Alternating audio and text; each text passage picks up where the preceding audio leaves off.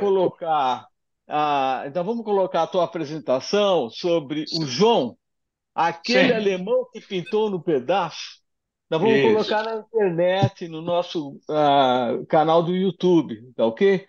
Fica à Tudo bem? vontade. Claro, Bom, sem problema nenhum.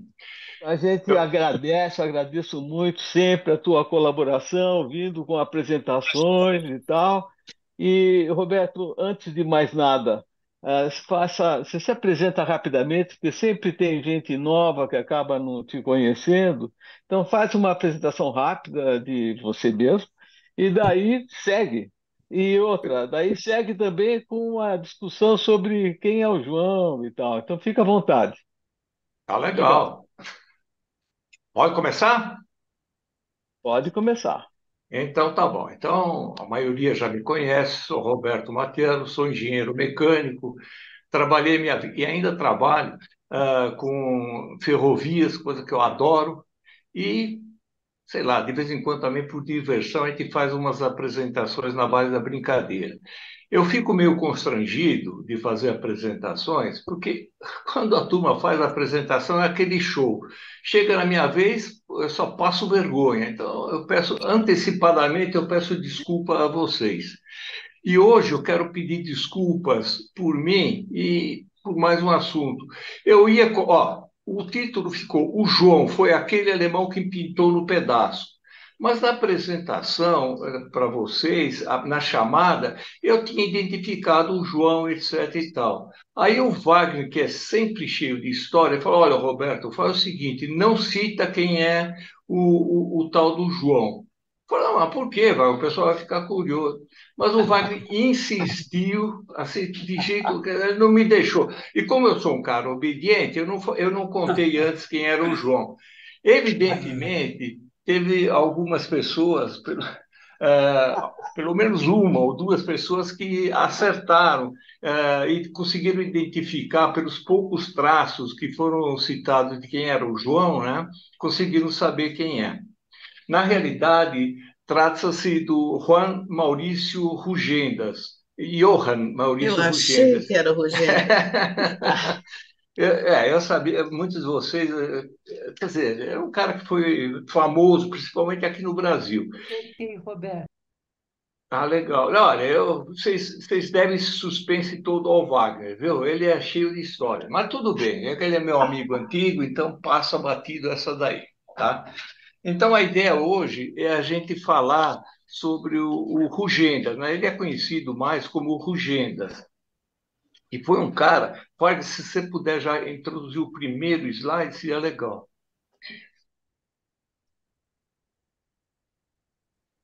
Então, o Rugendas ele foi um pintor e desenhista alemão. Ele chegou aqui no Brasil em 1821, na véspera da independência do Brasil, tá certo? Já antes deles, outras missões de artistas e cientistas tinham passado aqui pelo Brasil, tendo sido convidadas pelo pai dele, o Dom João V, né? Mas ele veio, interessante que o Rugendas veio com uma expedição russa. A expedição era comandada por um alemão naturalizado russo, o sobrenome dele era Langsdorff, né? Então eles fizeram uma excursão aqui pelo Brasil. A Rússia queria fazer uma média com o Brasil, porque o Brasil, naquela época do Dom João V, etc, etc e tal, o Brasil praticamente só fazia comércio com a Inglaterra. Né? A Inglaterra tinha ajudado o Dom João V a se mandar de lá e vir para cá, etc. Aí ele abriu os portos para as nações amigas, mas ele pensou que os únicos amigos dele fossem os ingleses, quando na realidade outros também queriam fazer comércio aqui. Era o caso dos russos, né? Então, o Alexandre I, que era o czar russo dessa época, ele resolveu fazer uma expedição de cientistas aqui no Brasil para explorar como era o Brasil. Pouca gente conhecia como era o Brasil. Na verdade, pelo menos na minha opinião, o Brasil começou mesmo depois que o Dom João V veio para cá. Até De lá, sexto. desculpa, Dom João VI. É, Cara, ninguém conhecia. O Brasil era uma colônia simplesmente de Portugal, sem mais nem menos, né? Então, Para que o Brasil se abrisse às outras nações, foi preciso ter.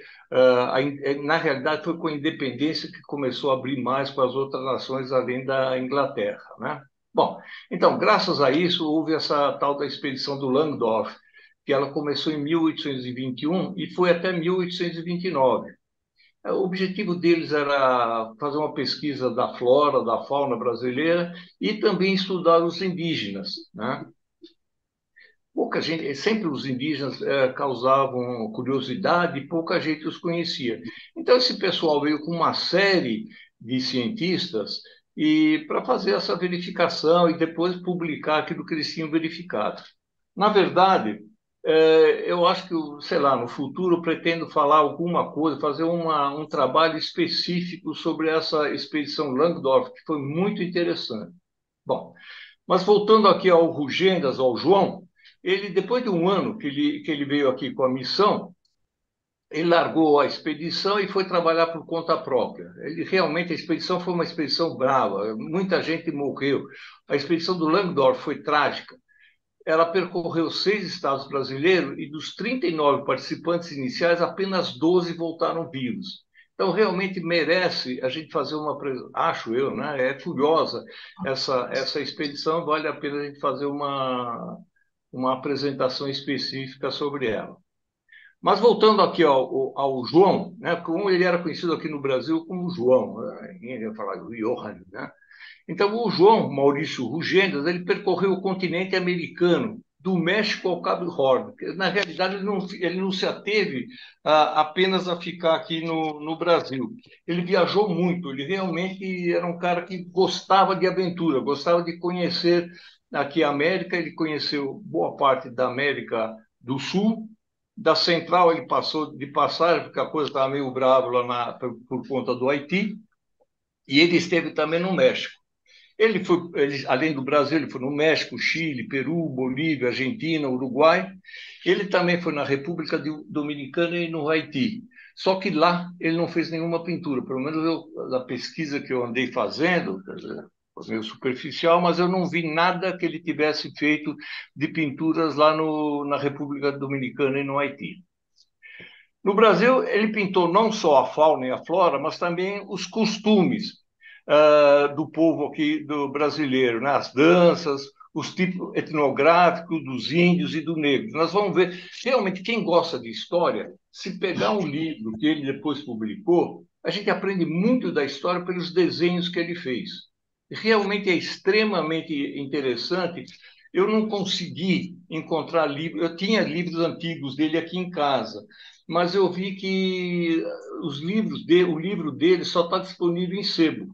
Então, quem tiver interesse, realmente é muito bonito, muitas fotos das pinturas e dos desenhos que eles fizeram estão nesse livro. Vamos para o próximo, Wagner, por favor.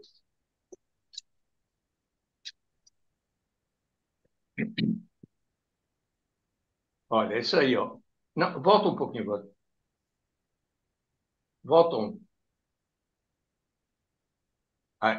Não, você está indo para frente. Aí. Então, ó, em 1800... Mais um. Aí.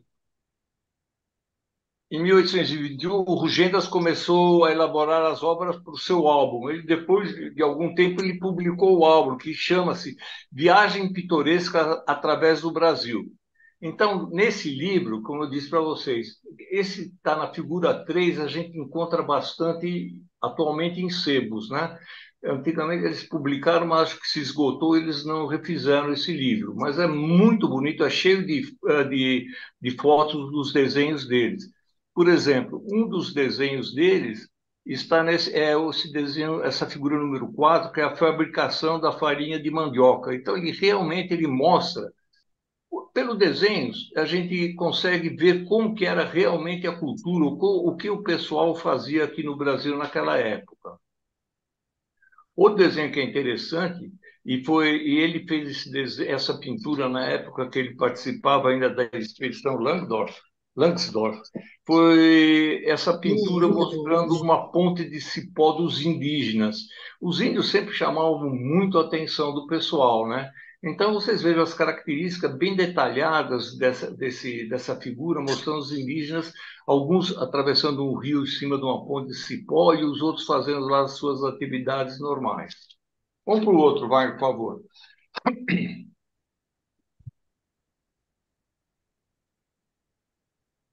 Bom, depois a gente volta para o Brasil. Então eu destaquei alguns retratos, alguns desenhos, alguns quadros que ele fez fora do Brasil.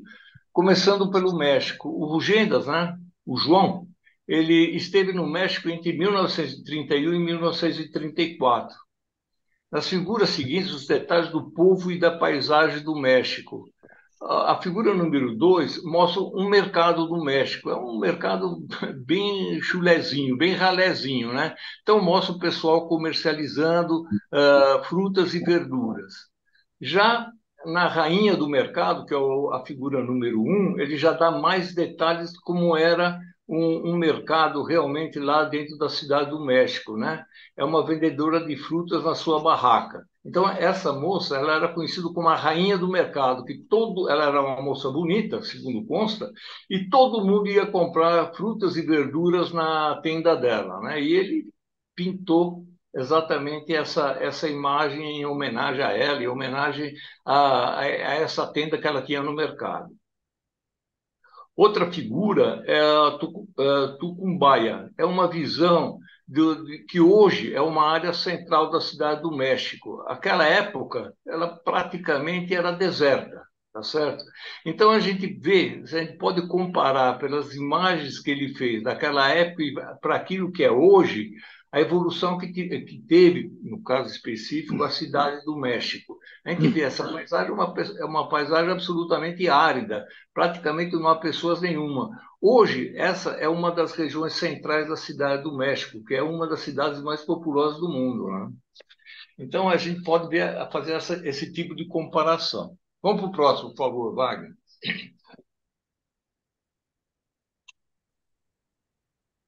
Ah, isso aí, ó. Mais um quadro, são dois quadros que ele fez estando lá no México, né?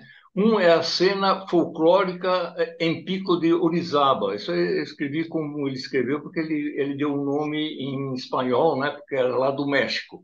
Orizaba, com 5.610 metros de altura, é um dos 7 cumes vulcânicos mais altos do mundo, né?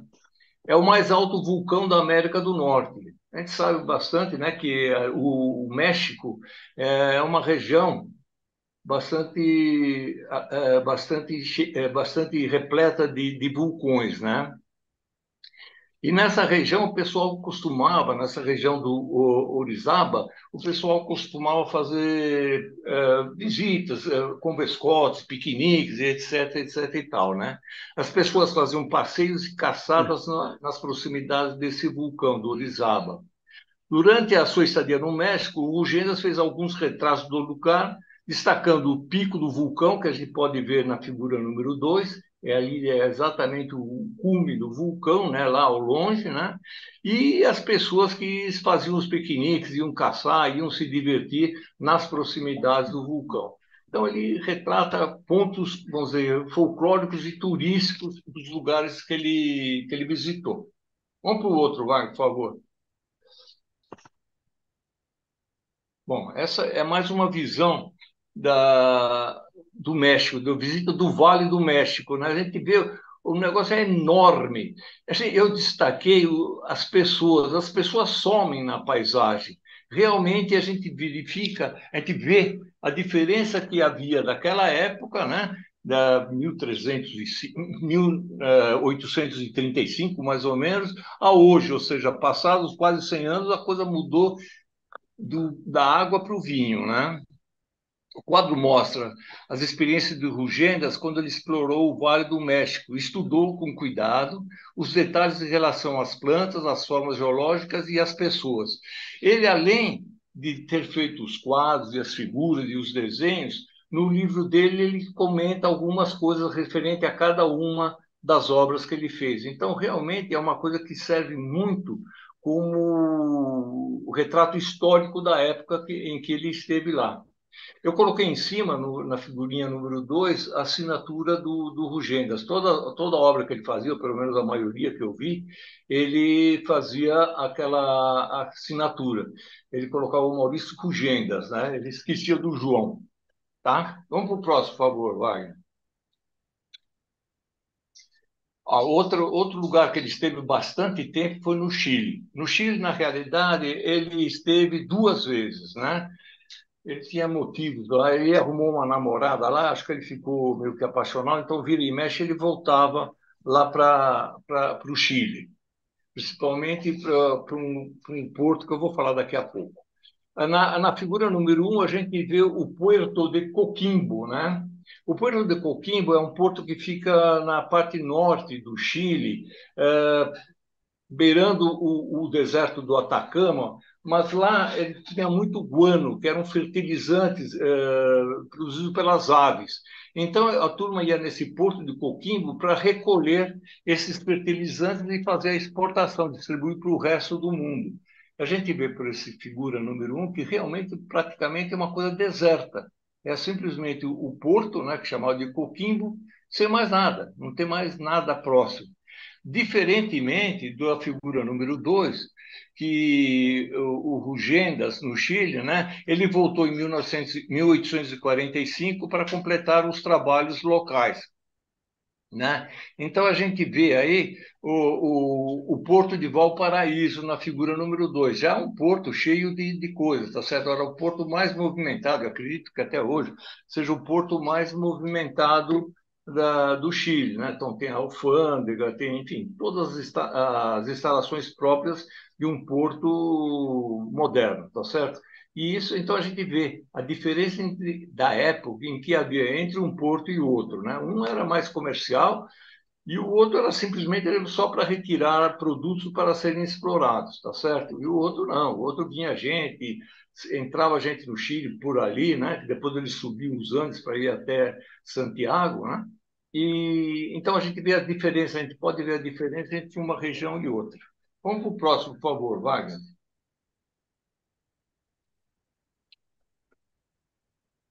Ó, Valparaíso, em 1841.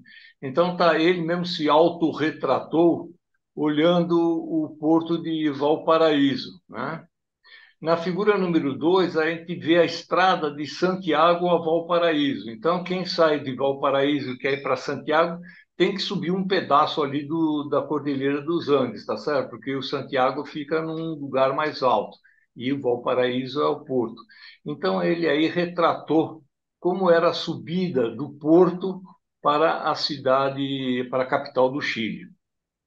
Figura número 3 mostra um estúdio que ele teve lá. Ele ficou bastante tempo em Valparaíso. Ele até tanto tempo que ele ficou, que ele não só pintava assim aleatoriamente, mas ele tinha um próprio estúdio na cidade. E a gente vê na figura número 4 uma praia em Valparaíso. É interessante que o pessoal ia de fraque lá, de terno, cartola para a praia, né? Eram as formas que o pessoal frequentava a praia na época. Mas não era só no Chile, em outros lugares também a turma se comportava, não tinha nada de maiô, biquíni para frequentar a praia. Então, a gente vê como que era na época lá. Vamos para o outro, Wagner, por favor.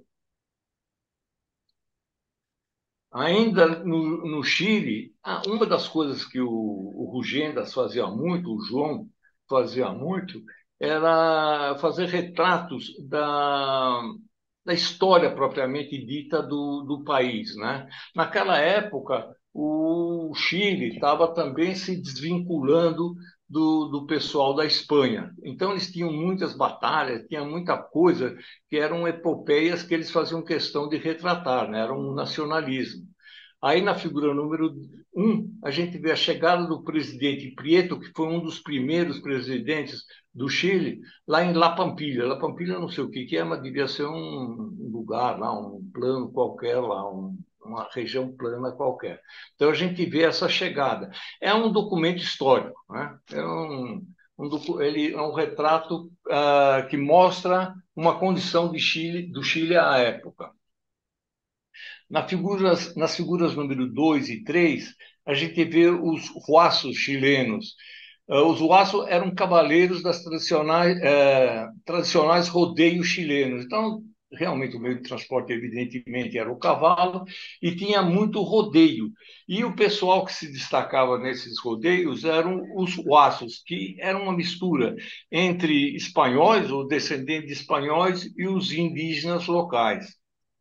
No 3, a gente também vê o rodeio de Huasos Maulinos em Los Llanos de la Mariposa, ou seja, é numa região específica lá do Chile, a gente vê esses rodeios do pessoal descansando para depois, ou logo em seguida, fazer, ou antes ou logo em seguida, fazer o tal do rodeio. Então, esses personagens são personagens típicos da região. Tá? Vamos para o outro, vai, por favor.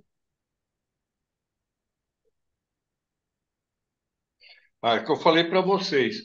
Ele, ele ficou bastante tempo no Chile, em especial em Santiago, porque ele arrumou uma namorada lá, né? Ele era solteiro e tinha essa Carmen Arriagada, que viveu de 1807 a 1888, foi uma namorada do Rugendas, que ele ficou com ela durante o tempo todo que ele ficou lá. Não à toa que ele ficou uma temporada, depois ele andou para cima e para baixo, e depois ele voltou outra vez lá. Mas não se casou com ela. Na realidade, o Rugendas, ele só se casou já quase 2 anos antes de morrer, quando ele já tinha voltado para a Alemanha, né?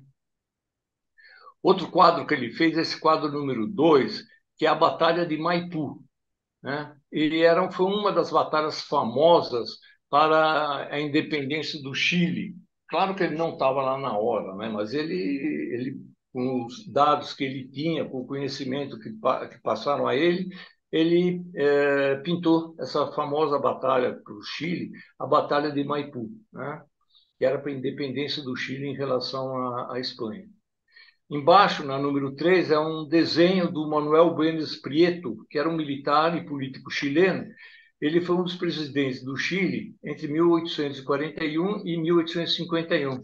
E ele participou da Guerra de Independência do Chile. Então, realmente, o Rugendas, ele esteve não só no Chile, mas em todos os países da América do Sul, exatamente naquela época em que os países estavam se divorciando, vamos dizer assim, do jugo dos espanhóis e aqui no Brasil do jugo dos portugueses. Tanto que ele tinha chegado aqui em 1821 e a independência foi no ano seguinte, tá certo? Então ele chegou numa época de acontecimentos históricos notáveis em todos os países aqui na América. Vamos para o outro, vai, por favor. Ele teve também na Argentina. Embora o Rugendas tenha visitado a Argentina 2 vezes, não há muitas pinturas deles que retratem aquele país. Bom, eu falo isso porque eu andei pesquisando e eu achei pouca, além dessas duas, eu achei mais pouca coisa. Ele realmente, não sei se ele ficou pouco tempo lá, ele ficou 2 vezes, mas não sei se ficou em cada uma delas pouco tempo. Enfim, ele produziu pouco lá, né? Abaixo, 2 obras criadas durante sua viagem na Argentina.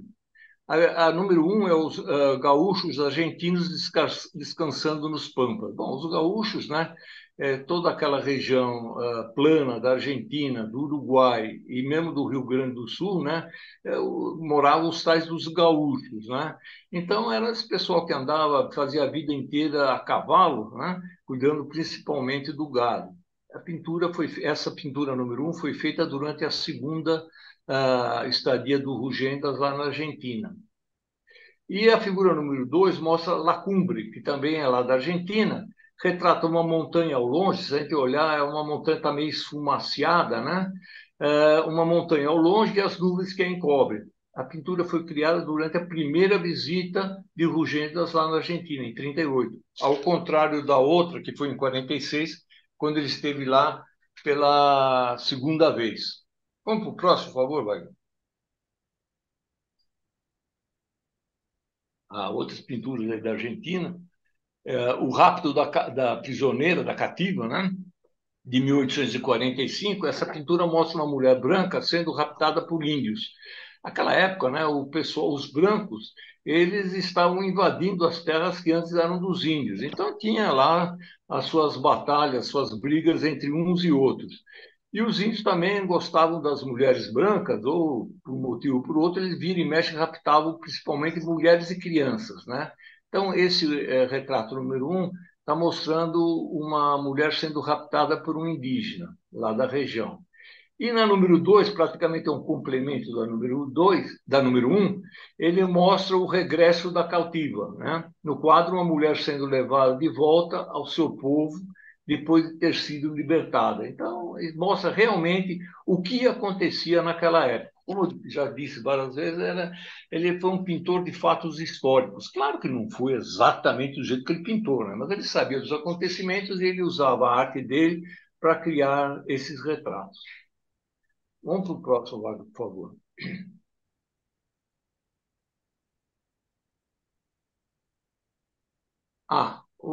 Isso é interessante. Quando ele esteve no Uruguai, né?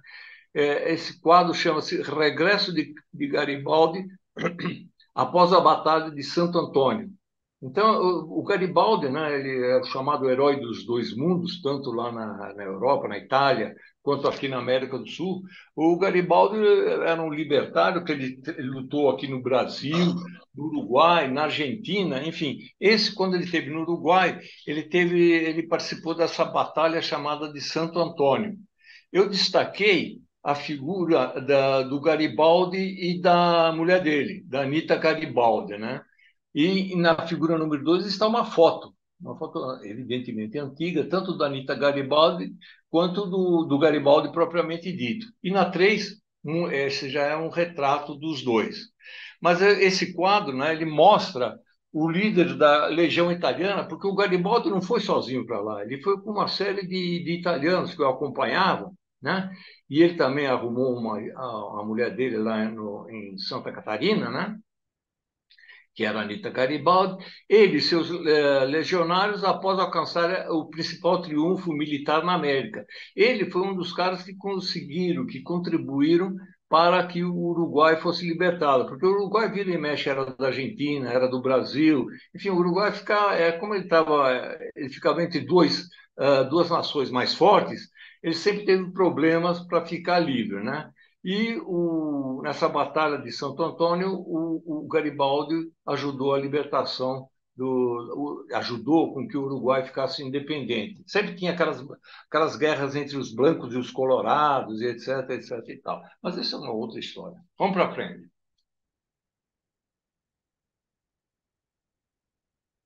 Ele já no Peru, ele também esteve no Peru.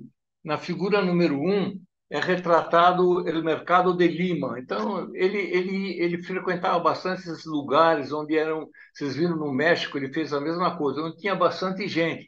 Então, mostrava realmente a cultura local. Aí a gente vê isso, por exemplo, nesse mercado de Lima, na figura número um. Na figura número 2, o quadro Uma Rua em Lima. A gente vê os personagens. Veja como que era o chapéu do pessoal. O pessoal usava cartola, usava esse chapéu com abas meio estilizado, não sei como é que chama esse chapéu. Uma Rua de Lima, também chamado Las Tapadas. Las Tapadas eram as mulheres que se vestiam e ficavam se vestiam completamente e ficavam com véus na cabeça. Então, eles eram conhecidos lá no Peru, lá em Lima, como Las Tapadas. E embaixo, na figura número 3, no desenho número 3, no quadro número 3, banhistas na praia de Chorillos, em Miraflores. Bom, quem já esteve em Lima conhece o bairro de Miraflores, que é um dos bairros principais lá de Lima, né? E você descendo aquele barrancão, você já chega lá no mar. Então, olha, veja como eram as banhistas das praias lá em Miraflores. Pessoal absolutamente cheio de roupa. Então, era assim que o pessoal se aproveitavam as praias daquela época, né? Vamos para o próximo, por favor, vai.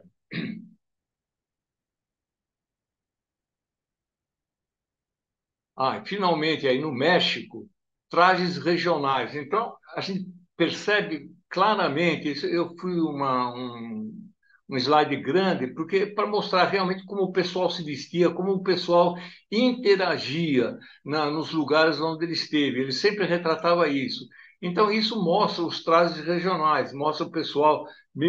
Tem essa que está à nossa direita, é uma mulher que parece uma índia com uma criança atrás dela, um pessoal tocando flauta, uns cavaleiros usando poncho, enfim, sentado no chão um garoto com um cachorro, parece um índio. Então existe essa miscigenação de raças e de culturas, né? E isso ele retratou bastante fielmente, né? Vamos para o outro, por favor. Bom, aí o João já chegou no Brasil, com o bom brasileiro, com o bom vivant, tal, tomando lá seus chopes, etc. E ele começou a pintar, como a gente pode ver aí, ele começou a pintar aqui no Brasil. Então, agora a gente vai ver mais ou menos algumas das obras principais que ele fez aqui. É o caso, quando ele chegou, como nós vimos, ele chegou com aquela missão Langsdorff, né? Então, as primeiras imagens dele em função exatamente do que se destinava àquela missão, ele retratou a flora, as paisagens, a natureza local. Então, aí eu coloquei 4 quadros daquilo que ele pintou inicialmente. O número 1, repara, ele dá destaque absoluto à natureza, né? É o rio Parnaíba. Parnaíba. Parnaíba quer dizer, grande rio não navegável.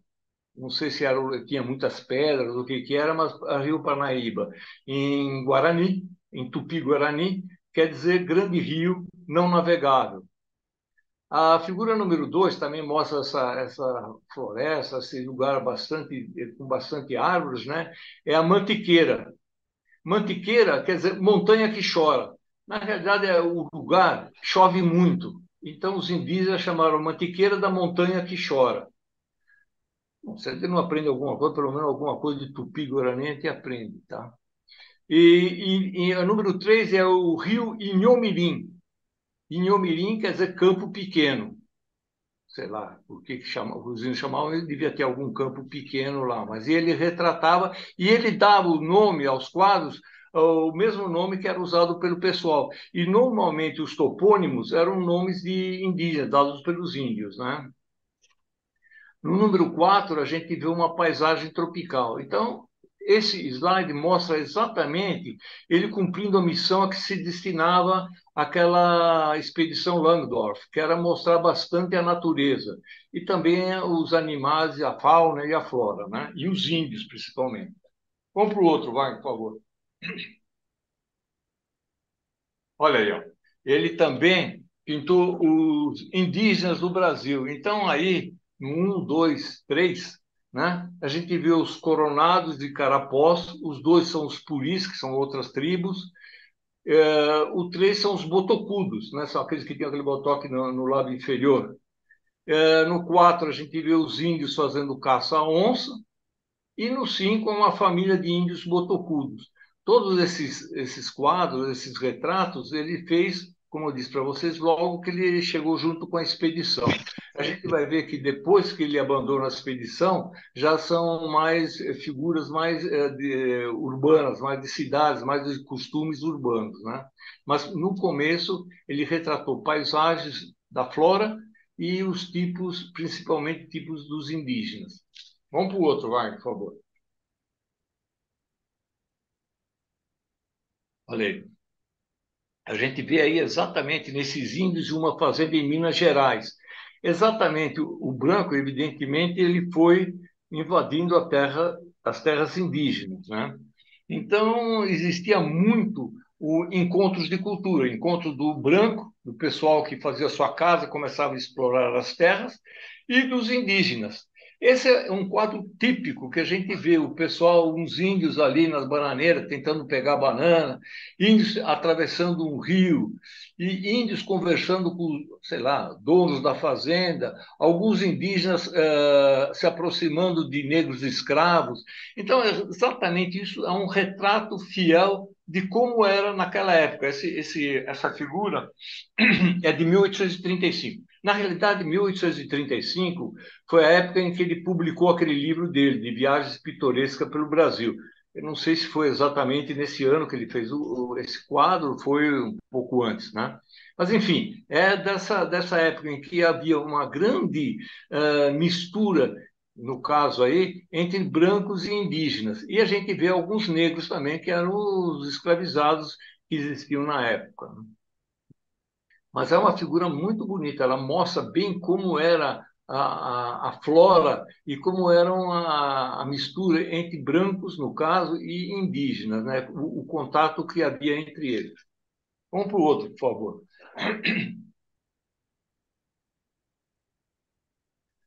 Quando ele esteve em São Paulo, né? Então, ele também, o anterior nós vimos ele estava em Minas Gerais. Nesse, costumes em São Paulo. Entre mil, esse eu não tem datas exatas, mas esses quadros foram feitos entre 1827 e 1835. No quadro número um, a gente vê a colheita do café.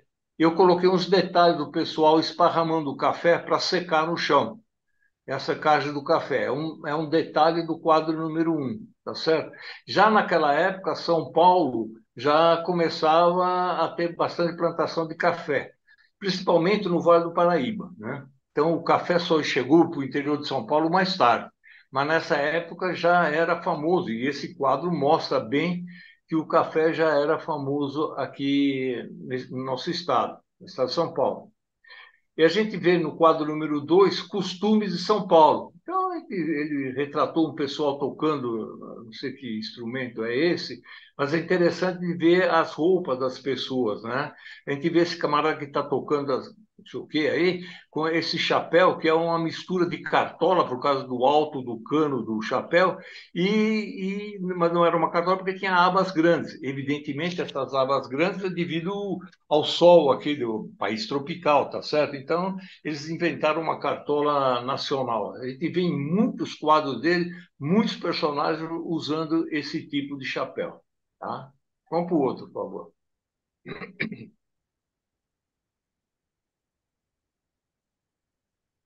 Rio de Janeiro. Outro lugar que ele pintou com algum detalhe foi o Rio de Janeiro, a Rua 1º de Março. Então, essa rua, ele mostrou o cotidiano de uma das principais ruas da época. Antigamente, essa rua, que hoje chama 1º de Março, chamava-se Rua Direita, né? Então, só que o quadro é grande, aí ele não aparece tão grande, porque não é possível, não foi possível colocá-lo tão grande assim, mas ele mostra, essa pintura mostra o, o, a arquitetura colonial da época, com destaque para a igreja Nossa Senhora do Carmo. Eu, como bom paulista, eu não sei se essa igreja ainda existe hoje na rua 1º de Março, mas eu acho que sim, tá certo? Então ele mostra essa rua e o principal eixo comercial da cidade daquela época, onde A se Regina talvez concentravam os saiba. cafés, as lojas, os armazéns, enfim, o comércio local, ele se desenrolava muito fortemente nessa rua, 1º de Março, que era a rua direita. Era o local onde aconteciam as principais manifestações políticas e culturais, como o desfile do Intrudo, que era uma festa popular que antecedia o Carnaval. O pessoal do Rio sempre gostou do Carnaval, né? A obra revela alguns aspectos da sociedade carioca do início do século XIX, com a diversidade étnica. Se a gente reparar esse quadro, é legal se fixar no quadro, que a gente aprende muito da história olhando os quadros que ele fez, as obras que ele fez. A gente vê a mistura étnica que havia, tá certo? E a diferença entre uma pessoa e outra. Volta um pouquinho agora, por favor. A diferença, né, que havia entre eles, né, e a desigualdade social entre que contava com senhores, com escravos, enfim, com todo tipo de gente. E essa rua, realmente, essa rua retratava bem o conjunto que essa rua era representativa do que era o Rio de Janeiro nessa época. Vamos para o outro, por favor.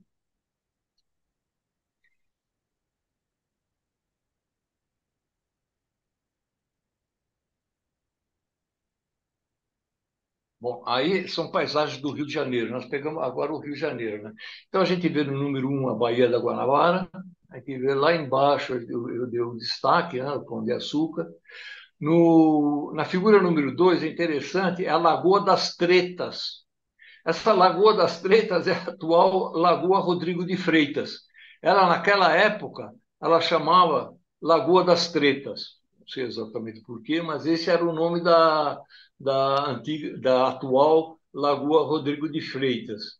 E na número 3, na figura número 3, no quadro número 3, ele mostra o Botafogo, né? Essa enseada do Botafogo, onde hoje está cheio de barcos, etc, etc e tal. A gente vê como era na época. E sempre ele dava destaque ao Pão de Açúcar lá no fundo. Pode É, reparar que nos três isso. quadros ele dá esse destaque. Então, esse era um ponto, esse ponto turístico sempre foi turístico em todas as épocas, tá? Vamos para o Mas no outro, por favor. 3, no 3 não é Pão de Açúcar, né?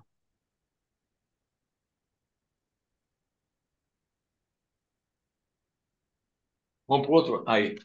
Ah, como eu falei para vocês, eles também, ele gostava de ganhar um dinheirinho, né? Então ele, em todo lugar que ele ia, ele pintava também as pessoas, os políticos que estavam no auge na época. Evidentemente eles pagavam bem e ele não fazia mais do que a obrigação dele ganhar alguns trocados. Independentemente disso, a gente vê na figura número um, ele chamou de alegoria à Revolução Anita Garibaldi, né? Então, naquela época, esse quadro, esse retrato ele fez entre 1846 e 48. No número 2, a gente vê o infante Dom Afonso, era filho de Dom Pedro II. Tá?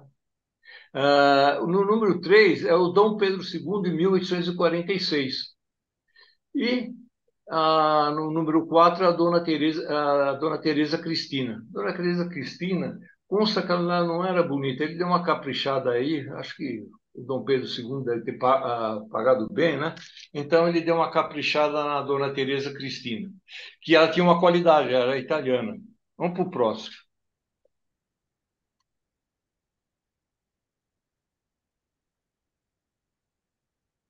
Olha aí, ó, ele mostrando uma cena típica, né? Essa casa de fazendeiro. Casa de Fazendeiro, ela mostra uma cena típica do cotidiano rural brasileiro, né? A gente vê aí uma sala grande, né, com o dono, né? O dono da casa e os outros habitantes estão conversando com o padre. Tem um padre ali em pé e o pessoal todo batendo papo. De repente, vem um escravo, interrompe essa conversa e ele deve estar avisando que tem alguém chegando lá na porta. Então, eu dei destaque aí com essas elipses vermelhas aí aos principais personagens do quadro, né? Então, essa casa do fazendeiro, o camarada está avisando, ó, chegou visita aí para vocês. Então, a turma, por enquanto, os mais velhos interrompem a conversa para ver quem é que está chegando. E, ao mesmo tempo, a gente vê à esquerda, principalmente embaixo, as mucamas cuidando das crianças, né? E elas pouco se afetaram com a chegada do visitante, né? Elas estão preocupadas com o bem-estar dos filhos dos donos da fazenda, né? E a gente vê lá embaixo, no fundo, né, na parede, um crucifixo e um quadro que decora o ambiente. Mas realmente era uma casa grande, mas era uma casa absolutamente simples, era uma casa de fazendeiro, como é o título que ele deu à obra. Vamos para o próximo, Vale.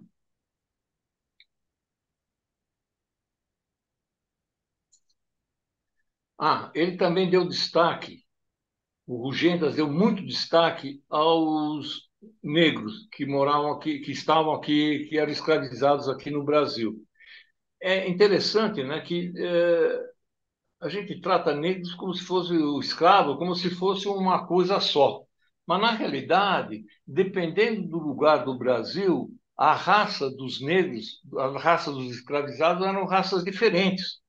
A gente vê por esse. Eu fiz questão de colocar essa foto, esse slide, para mostrar, principalmente na região norte, o pessoal vinha mais do norte da África. Isso por causa das correntezas, e também porque a viagem era mais rápida. Né? Então a gente vê lá em cima, 1% vinha do norte da África, dos escravizados, 32% vinham da África Ocidental. Aí lá para Salvador e para baixo, era 58% do pessoal era do centro-oeste centro-ocidental da África, centro-leste oeste da África. E finalmente na parte mais sul era da África Oriental e do sudeste da África que vinham as pessoas, os escravizados, os negros. Por isso ele teve o cuidado de pintar os vários tipos, as várias raças de escravos que estavam no Brasil. Então, em cada lugar que ele visitava, não eram os mesmos negros, os mesmos tipos físicos, não era o mesmo biotipo de escravos. Cada lugar tinha uma maioria de escravos com características físicas diferentes. E isso realmente fica denotado por esse mapa, mostrando que eles vinham de lugares absolutamente diferentes da África. A África é um continente enorme, tá certo? E eles vinham de todas essas regiões e eles tinham, consequentemente, características físicas diferentes. Vamos para o próximo, por favor. Olha aí, raça de escravizados do Brasil. Então aí a gente vê, ó, esses são os retratos que ele fez. Então a gente vê os negros Cabinda, Quiloa, Rebola, Mina. Mina, a gente sabe, é uma região da África, né? Que por sinal tinha mina lá, né? O Benguela, Angola, Congo, Monjolo. Então a gente percebe, quer dizer, que eles têm características físicas diferentes. Eram negros, mas não eram todos negros iguais. Depois, mais para o fim da escravidão, aqui no Brasil, isso foi se misturando, porque como existiam mais lavouras mais na parte sul do Brasil do que no norte e nordeste, quando eles proibiram a continuidade da escravidão, muitos dos escravos eles não eram mais úteis lá no nordeste e norte do Brasil, e eles foram vendidos para o pessoal aqui mais da região central e sudeste do Brasil, tá certo? Mas naquela época ainda havia características físicas bem diferentes em cada uma das regiões do Brasil. E isso é mostrado exatamente pela origem da onde eles eram pegos, né? E para trazer para cá. Vamos para o próximo, por favor. Olha, ainda aí, ó. No número 1 é Congo, os que vinham do Congo. No número 2, Benguela. No número 3, Moçambique. E aí também ele fez retratos já de pessoas já escravizados, tá certo? Já em conjunto, né? No caso, o número 4 é um casal de negros numa plantação. Número 5, um casal de negros na Bahia. A gente vê que as características físicas são distintas. E negros no Rio de Janeiro. Então, ele realmente foi uma coisa, a escravidão foi uma coisa que marcou muito a obra do João Rugendas. Ele realmente ele fez destaques, ele deu características físicas adequadas a cada região em que ele visitou. Vamos para o outro, por favor, vai.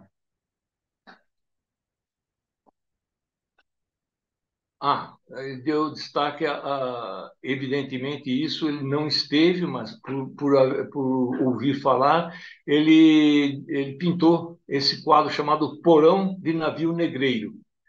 Então, o número de escravos embarcados, né, dependia da capacidade da embarcação, evidentemente. Nas caravelas, os portugueses transportavam até 500 cativos. As caravelas eram mais ou menos grandes, então eles conseguiam trazer bastante cativos por vez. Um pequeno navio podia transportar até 200 escravos. Um navio grande, até 700. Os africanos escravizados eram mantidos nus, né? Separados por sexo. Na realidade, eles tinham dois grandes compartimentos, num eles colocavam os homens e no outro colocavam as mulheres. Os homens permaneciam acorrentados a fim de evitar revoltas. Já as mulheres sofriam violência sexual por parte da tripulação. Realmente, as mulheres eram que sofriam isso aí. Então, elas não só sofriam essas violências sexuais por parte da tripulação, mas também, quando chegava aqui, os donos das escravas abusavam sexualmente delas. Quer dizer, realmente era uma coisa terrível, né? Além de serem escravizadas, elas passavam por todos esses sabores. E na figura número 2, a gente vê o desembarque dos escravos era no Cais do Valongo, que não faz tanto tempo assim ele foi redescoberto lá no Rio de Janeiro, é o famoso Cais do Valongo. Os navios chegavam e em barcos pequenos eles saíam dos navios maiores, né, das caravelas, etc. e tal, e em barcos pequenos eles levavam os escravizados até o chamado Cais do Valongo. Então aí está um retrato de como era o Cais do Valongo à época, né? Hoje a gente tem oportunidade, você vai no Rio de Janeiro, vai nessa região, você vê exatamente como é o cais, como ficou, como, né? como ficou o Cais do Valongo hoje. Mas é um ponto histórico. Vamos para o próximo, por favor, vai. Olha, mercado de escravos. Né? Então, esse ele retratou o típico mercado de escravos. Né? Então, aí eu dou destaque em alguns detalhes, né? Que mostra o camarada fazendo, do lado direito, o camarada fazendo o preço, negociando o preço de lote de escravos. No centro está um camarada escolhendo os escravos, sendo quais eram aqueles mais adequados àquele que ele queria. E o mais interessante é que nesse mercado de escravos, na parte de cima, eu coloquei um destaque, uma imagem de Nossa Senhora da Aparecida. Eu acho que a religião só valia para os brancos, né? Porque o pessoal ficava nessa condição. A venda de escravos era feita em praça pública através de leilões. Muitas vezes os escravos eram vendidos em lotes. Né? Agora, uma coisa que acontecia e era o normal, geralmente as famílias eram separadas. Não que eles trouxessem um escravo já casado, eventualmente com filhos, normalmente nessa hora eles já desfaziam o casal. Né? Eles eram praticamente, cada um era comercializado para pessoas distintas. Tá? Mas esse é um quadro típico de como era o mercado de escravos daquela época. Tá? Vamos para o outro, Wagner. Negros novos. Né? Negros novos, eles também eram conhecidos como boçais. Boçal é o nome que eles davam aos negros que tinham chegado da África. Os escravos que já nasceram no Brasil, filhos de escravos que tinham nascido no Brasil, eles chamavam de ladinos. Ladino porque o cara é mais esperto, e boçais porque os caras não entendiam nada, principalmente não entendiam a língua. Mas nesse desenho, nesse quadro do Rugendas, ele mostra negros novos, né? A gente vê lá no fundo o olhar do capataz, que ele está encostado no batente da porta, né? E a gente vê também uma negra recém-chegada, exibe seus seios, lançando um olhar vago ao observador. Quer dizer, é uma mulher absolutamente triste, né? Não tem o que fazer. Né? Também insegura, uma moça levanta os olhos até sua companheira. A gente vê uma menininha olhando mais para a companheira dela lá. E também estão representados três negros sentados em esteiras, transmite a diferença de sinais de contrariedade. Quer dizer, um está triste, outro está, sei lá, tá chupando cana, outro, enfim, todo mundo triste. O único que está mais ou menos com cara de velhaco é o tal do capataz que está lá na porta olhando as pessoas, né? E todos os escravos sabem que são posse do homem branco para o trabalho, para o sexo e para o lucro. Benesses que se extraem dos negros segundo as regras da sociedade daquela época. Então, era assim. Isso aí era uma coisa normal, tá certo? Então, evidentemente, graças a Deus, nós evoluímos muito daquela época até hoje, né? Mais de 150 anos depois, ou cerca de 150 anos depois. Vamos para o próximo, Wagner.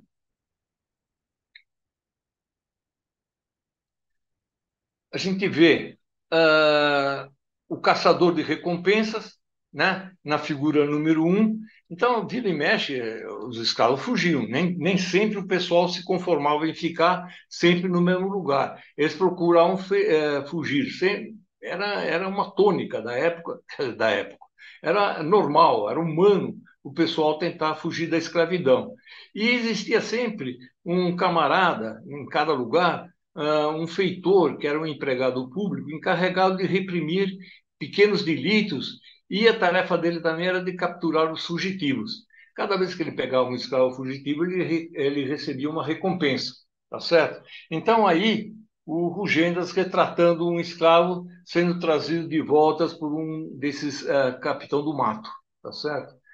Na figura número 2, a gente vê o engenho. O nome lá do quadro, não sei porque está em francês, Moulin à Sucre, o moinho de açúcar. Né? O trabalho realizado pelos escravos dos engenhos de açúcar realmente era brabo. Né? As jornadas eram longas e mais exaustivas à medida que se aproximava o período da colheita. Evidentemente, quando era a colheita, a turma tinha que trabalhar muito mais, uma vez que as tarefas a serem cumpridas aumentavam. Então, mais uma coisa bem típica da região e da época que ele pintou foi esse engenho. Tá? Então, mostra realmente o pessoal trabalhando no transporte e na moenda da cana. Vamos para o outro, por favor, vai. Ó, ele viajou aí pelo Brasil, então eu mostro aí alguns quadros que ele retratou dos vários lugares. O número um mostra habitantes de Minas Gerais, né? Então, o pessoal a cavalo andando lá por Minas Gerais. O número 2, que é à direita, habitantes de São Paulo. Então, a gente vê aí um homem e duas mulheres, o homem com aquele tal chapéu de cano alto, né? E abas largas. O 3, habitantes de Goiás. O 4, habitantes da Bahia. Então, cada lugar que ele ia, ele fazia diversos quadros retratando os usos e costumes, né? Como era o pessoal de cada lugar. No número 5 está mostrado umas negras, que eram as lavandeiras do Rio de Janeiro. Uma das formas que o pessoal fazia, que os donos de escravos faziam para ganhar dinheiro, é colocarem as mulheres, principalmente, para lavar roupa para fora. Então, elas lavavam roupas, né? E ganhavam dinheiro. Então, era uma das maneiras, além de elas terem que trabalhar em casa, fazer uma série de atividades, elas também faziam atividades para outras pessoas. Quem precisasse lavar sua roupa, dava lá para as negras, elas lavavam e recebiam o dinheiro que, evidentemente, ia para os donos delas. Alguma coisa ficava com o escravo. Tanto que, de vez em quando, o escravo tendo amealhado um monte de dinheiro ao longo da vida dele, ele podia comprar até a sua liberdade, mas era suado. Vamos para o outro, por favor.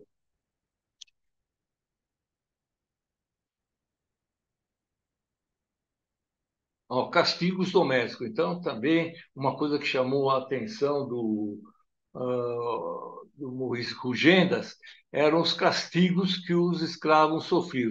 Existiam tanto castigos domésticos, quer dizer, quando o cara fazia alguma bobagem lá dentro da casa, o cara era castigado de uma maneira não leve, mas pelo menos de uma maneira não tão agressiva. No caso, a gente vê no quadro um e no quadro 2 os escravos apanhando, fazendo a famosa palmatória, né? Então o pessoal dava um pedaço de pau, batia na palma da mão do escravizado, né?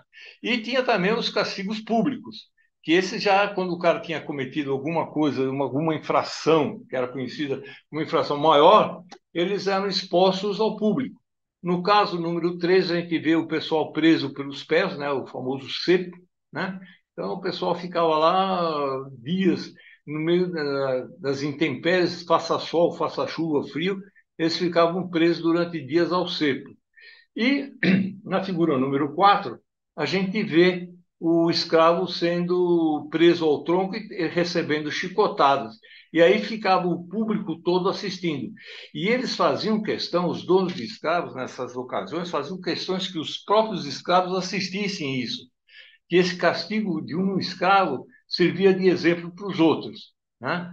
Eles sabiam que se fizesse alguma coisa de errado, eles corriam o risco de sofrer o mesmo castigo daquele que estava sendo penalizado naquela hora. Vamos para o outro, por favor, vai.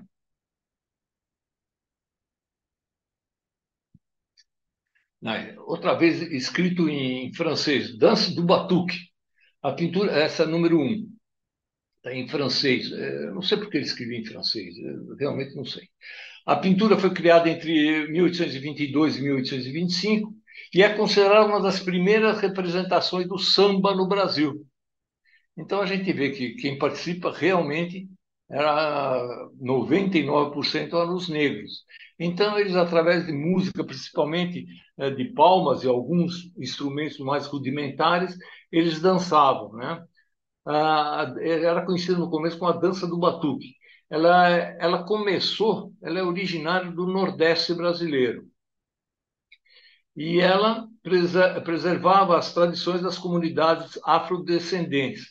Um outro desenho que ele fez, esse é um desenho, é a batucada, que a gente vê aí o pessoal, através de um batuque, o pessoal dançando, fazendo lá a sua dança, que depois, esse dança do batuque, a batucada, teria virado o que hoje a gente conhece como samba. Tá? Vamos para o outro, vai. Outra coisa famosa, né, que foi trazida pelos negros, foi introduzida pelos negros aqui, foi a capoeira. A, Aí tá a dança da guerra, a dança da guerra, né? Então, dois escravos, dois negros, eles simulavam uma batalha entre eles, né? E ficavam, enquanto eles faziam esse jogo de corpo, enfim, essas gingas todas, essa simulação de briga, ficava um pessoal ao lado assistindo, como a gente pode ver aí. Aí a gente vê um par de namorados aí se beijando da esquerda, uma negra carregando alguma coisa na cabeça também assistindo.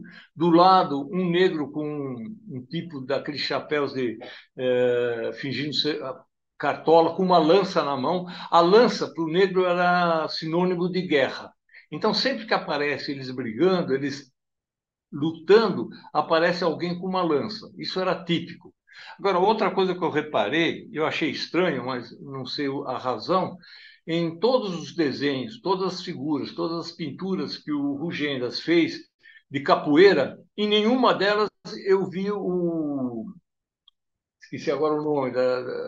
É um instrumento musical que hoje é muito usado na capoeira, mas não vi Atabaque. nenhuma figura dele mostrando esse instrumento. Sempre era alguma coisa Berimbau. batuque ou uma Berimbau, bateção de palma. berimbau. Vamos para o próximo, por favor? O nome do instrumento é berimbau, lembrei. A gente vai ficando jovem, a gente de vez em quando tem umas falhas de memória. Eu tô reparando que eu estou ficando cada vez mais jovem, viu? Olha aí, outro quadro que ele fez da capoeira, esse quadro já é um quadro, aquele quadro anterior da capoeira era num lugar mais de fazenda. Esse é um lugar mais urbano. E a gente vê mais uma vez aí, ó, dois lutadores, né, simulando essa luta, fazendo os gestos da capoeira. A gente vê o pessoal ao lado, a gente vê uma pessoa segurando uma lança, como eu falei para vocês. A lança era sinal de guerra para os negros, tá certo? E, mais uma vez, não aparece berimbau. Eu não sei quando criou o berimbau, alguém que saiba de música deve saber. Mas em todos os quadros que eu vi de capoeira feitos pelo Rugendas, em nenhum deles, e pelo Debré também, em nenhum deles, estranhamente, eu vi berimbau. Não sei se é coincidência ou se o berimbau veio depois. Tá? Tá, foi Então, depois. aí, esse quadro, como eu falo para vocês, os quadros que o nosso querido Rugendas fez, eles são verdadeiros, eles falam muito da história do lugar. A gente olha esse quadro e eu fiz no próximo slide uma série de detalhes. Wagner, vai para frente, por favor. Olha, então esses aí são os detalhes daquele quadro, hein? Então, no número um, a gente vê o quadro da capoeira propriamente dito, com aqueles dois camaradas lutando, o pessoal batendo palma, o outro com uma lança na mão. Mas a gente vê, já no número dois, uma negra sentada. Ela é uma vendedora de angu. Então, uma das formas deles ganharem dinheiro, os donos ganharem dinheiro, é eles colocarem o pessoal deles, principalmente as mulheres, para vender comida na rua. E, no caso aí, essa negra vendia angu. E a gente vê uma pessoa ao lado interessada em comprar o angu da negra. Na figura número 3, perdão, a gente vê uma igreja. Lá ao fundo, lá no alto do morro, olhando o número um, é lá no alto do morro, a gente vê essa igreja, que está representada no número 3. Essa igreja é Nossa Senhora da Gamboa, no Morro da Providência, lá no Rio de Janeiro. Essa aqui existe ainda hoje, tá certo? A figura número 4, também um detalhe do quadro, a gente vê um personagem com uma navalha na mão. É que aí está pequeno, mas é um personagem que está com uma navalha na mão. E o outro está batendo no tambor. Mais uma vez, aí eu destaquei, o tambor fazia a música para acompanhar a tal da luta, né? A tal da capoeira. Mais uma vez, eu ressalto a ausência do berimbau, né? Na número 5 a gente vê um indivíduo com uma lança na mão. Como eu disse para vocês, entre os escravos a lança era um símbolo da guerra. No número 6 um grupo atiçando o contendor e brancos na varanda da casa. Lá em cima na casa tinha uns brancos olhando. Porque se na realidade, se saísse briga, a briga imediatamente era coibida. Existiam os guardas que imediatamente pegavam os negros. Então, os negros realmente eles faziam isso simulando uma guerra, uma batalha, uma luta entre eles, mas não era uma realidade. E a número 7, como eu disse para você, se a luta fosse de verdade, ela seria reprimida. A gente vê, eu peguei isso em um outro retrato, uma outra figura, a gente vê um guarda lá pulando, porque isso aí era briga de verdade. Então, ele imediatamente seria reprimida. Essa não faz parte do retrato do coisa, mas é de outro retrato, mostrando uma briga de verdade e um policial, um guarda, sei lá como é que era chamado na época, que vai imediatamente reprimir isso daí. Vamos para o outro, por favor, Wagner. Bom, realmente os escravos trouxeram muita música, muita dança, né? No número um é o congado. A congada é uma mistura de festas trazida pelos negros escravizados com a religiosidade cristã praticada no Brasil. Evidentemente, eles não eram cristãos, eles não eram cristianizados, né? Mas eles tinham lá as suas crenças religiosas e a mistura das crenças religiosas deles com a religiosidade cristã aqui do Brasil se criou esse congado. Envolve o canto, a dança e a espiritualidade cristã e de matriz africana, né? Essa simbiose, né? Em algumas congadas se recorda a figura do Chico Rei. Era um rei da tribo do Congo e a luta entre cristãos e mouros. Realmente é um símbolo, né, de algo que era culturalmente deles, né, misturado com aquilo que eles encontraram aqui no Brasil. O tipo de música era o lundu. Lundu é uma dança e canto de origem africana introduzido no Brasil pelos escravos de Angola. Como eu disse para vocês, cada região tinha lá sua cultura. Quando a gente fala de escravo africano, não é uma coisa só. É uma série de culturas diferentes, eram de lugares totalmente diferentes da África, né? O Ludum, o Ludu, em fins do século XVIII, não era ainda uma dança brasileira, mas uma dança africana no Brasil e começou a ser mencionada em documentos históricos a partir de 1780. Pelo menos o Lundu tem essa notícia histórica deles já sendo praticado em 1780. Musicólogos afirmam que o samba tem também sua origem no Lundu. Tá? Então, nesse quadro número 2, é mostrado uma dança do Ludu. Ludu, desculpa. Vamos para o outro, vai, por favor.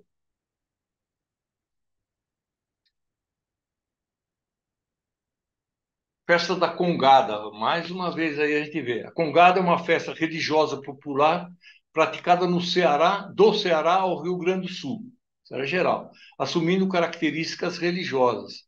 A dança dos congos, vem daí Congada, né, foi trazida pelos escravos e usada pelos jesuítas para sublimar o instinto guerreiro do negro. Então, era uma forma de desafogar aquele instinto deles, né, que, pô, porque um escravizado não é mole, né?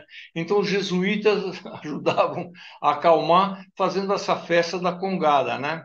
E criando uma luta irreal entre cristãos e pagãos. Então, essa congada era mais ou menos uma simulação de uma batalha entre cristãos e pagãos. E o Rugendas retratando uma congada, uma festa da congada. Vamos para o outro, Wagner, por favor.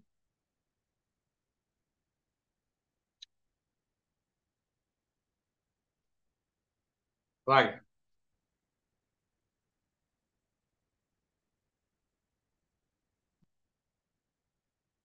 Bom, essa figura, né? Ela mostra o enterro de um negro na Bahia. Isso eu acho bastante interessante. Muitos escravizados na Bahia, lá no norte, eles eram malês. Isso é, tinham religião islâmica. Como nós vimos no começo, os escravos vinham de várias regiões da África, principalmente os do norte da África, eles tinham a religião islâmica. E o pessoal que tinha religião islâmica, aqui eles chamavam de malês, né?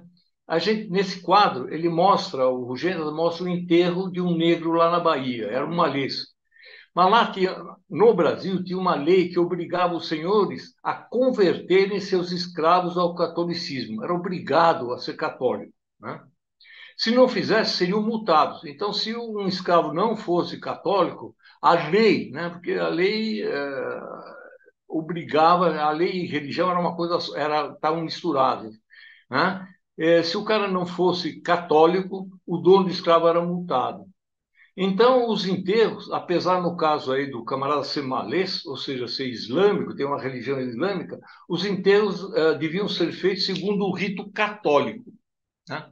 Os escravos do norte da África pertenciam a diferentes etnias, mas o Islã proporcionou aos escravizados muçulmanos um sentimento de fraternidade. Em Salvador, em 25 de janeiro de 1835, teve início um levante urbano de africanos. Diga-se de passagem, o nosso querido Rugendas estava por lá. E esse levante de africanos, ela ficou conhecida como a Revolta dos Malês. Nós, aí, quando nós estávamos no ginásio, naquela época chamava-se ginásio, nós estudamos a Revolta dos Malês. Evidentemente, a gente não lembra, nem eu, pelo menos, não lembrava nem do que se tratava, até a hora que eu vi isso aí, fui dar uma olhada. E a Revolta dos Malês foi exatamente a revolta desses escravos.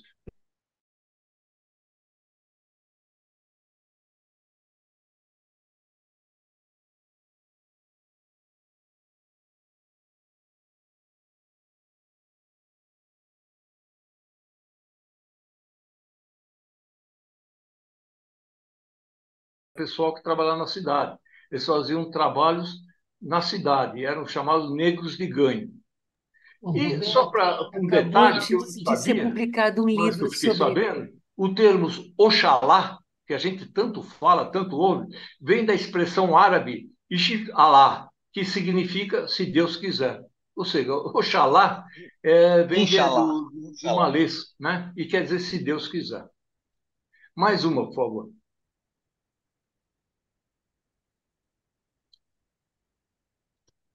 Bom, é isso aí, acabou, gente. Muito obrigado. O João está se despedindo aí, ó. Ele agradece, obrigado pela paciência. Eu procurei ser o mais pontual possível, tá? Muito obrigado pela paciência e pela atenção, pessoal. Excelente, viu? Obrigada, Roberto, adorei.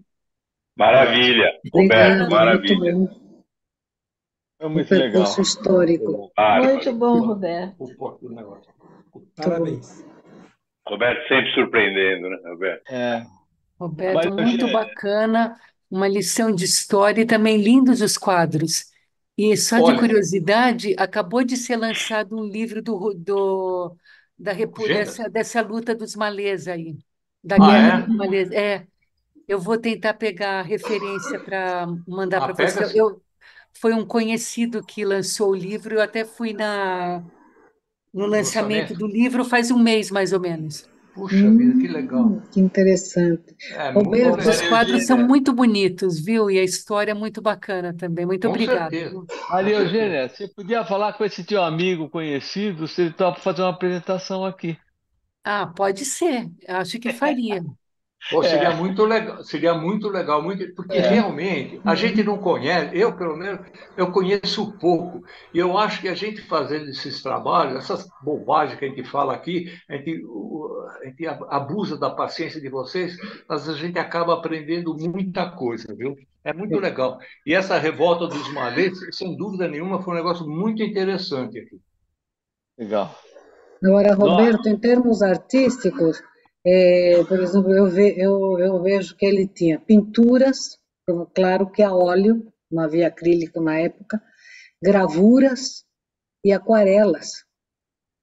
Não é? Isso. Ele tinha essa diversidade. Agora, eu gostaria de saber se algumas dessas obras, algumas dessas pinturas, as dimensões aproximadas, se você tem ideia, e se elas existem em algum acervo aqui de algum museu, de algum local, ou se Olha, infelizmente foram queimadas, ou se olha, queimaram. Ô, Norma, até onde eu sei, algumas devem estar aqui no Brasil, mas a grande maioria foi para a Europa. Ah, Todas é? aquelas, todas aquelas da expedição inicial Sim. voltaram lá para a Rússia. Ah, Pouquíssimas ficaram aqui.